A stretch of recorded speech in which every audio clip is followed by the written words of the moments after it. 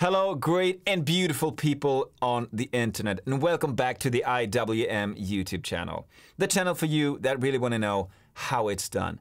Whether it's songwriting, music production, mixing, working with artists, wherever, this channel is for you. So make sure you subscribe to the channel, hit the bell, you know what to do.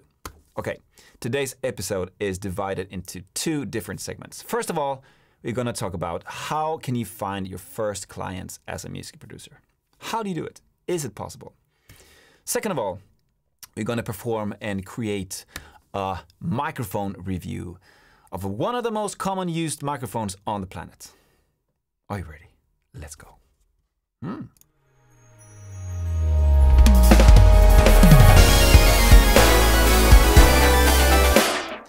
Okay, so how do you start building your own music production business? Is it possible? I cannot tell you what other people is doing, but I can only tell you how it worked for me. So I started around 1999 to make recordings with other people. I did terrible recordings, I can promise you that. But what I did roughly was that I made a list, and this is my tip for you.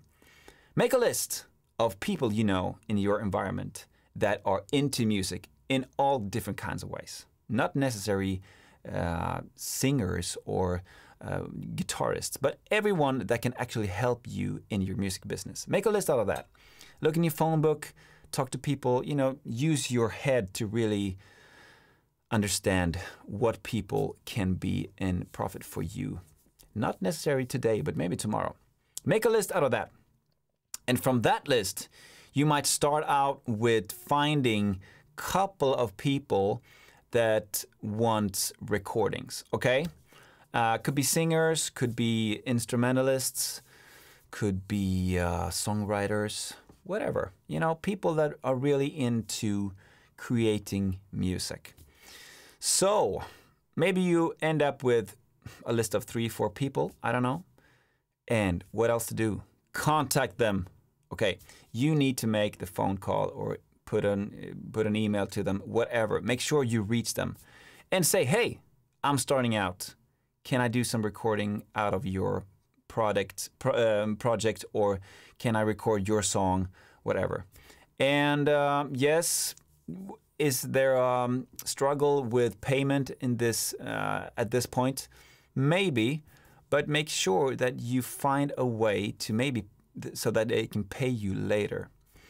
I'm not suggesting that you should work entirely for free, but make sure you have some kind of deal. Maybe they can help you with something, and you help them with the recording, and they can help you with something else. I don't know, marketing, whatever. But you have to make a list and contact these 3-4 people.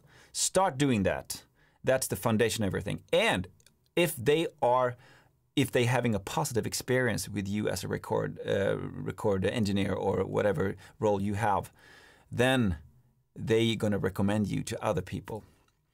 So, you know, it's really simple, but this is how I started. I made a list of people that I, believe needed recordings, and I contact them. Hey, I'm doing this.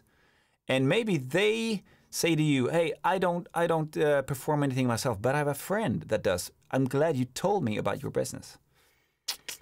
Simple as that, but you have to contact them. Make sure you do that. And then just work, and make sure you have, you keep contact with these people all the time. And maybe you need 3 no's to get a yes. That's just how it is. So this is how I started, and I recommend you to try the same thing. Now, what else today? Microphone. Okay, we want to talk about a microphone, and not just any microphone. We want to talk about the microphone. The Shure SM58, probably the most used microphone on the planet, and there is a reason. You can get this for, depending on the rate and the currency, but $100, maybe $110, depending on where you are ordering from. And should you buy this, or should you buy a copy? Because there are a lot of brands that try to copy this original microphone. And the answer is, of course you should buy this one. And I will tell you why. 3 different reasons for you to buy this beautiful piece of engineering. Okay, first of all, this will be your friend forever.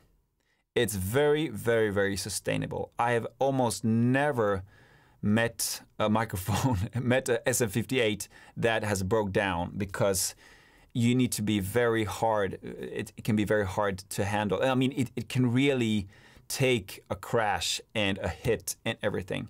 So if you just treat it like a good old friend, you will have it forever. And it's very, very, you know, stable construction, and, you know, this will be your friend forever. And if you think about it, let's use it for 25 years. That investment of $110 is not that much, is it? Also, number 2, it's wonderful both for studio and live. Live because you have to be, you want to use this in a pretty close distance, and it's not very sensitive of feedback.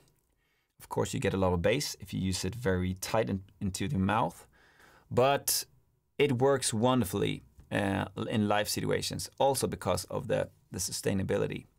But also in the studio, I use it for almost everything that I believe that this sound will fulfill my vision of the song. How about that? That's another segment in another video. But every microphone can be right in certain situations. So this thing is really cool in the studio, because I use it mostly for maybe snares, to top snare sound, but also underneath the snare. But also on vocals. If I want something that's really crunchy, really lively type of sound, it works perfect. You can use it on many, many, many different things. And the closer you get to the source, the more bass you build up. So that's something that you can use as well. It's not particularly good at overheads, but you can use it if that suits your vision.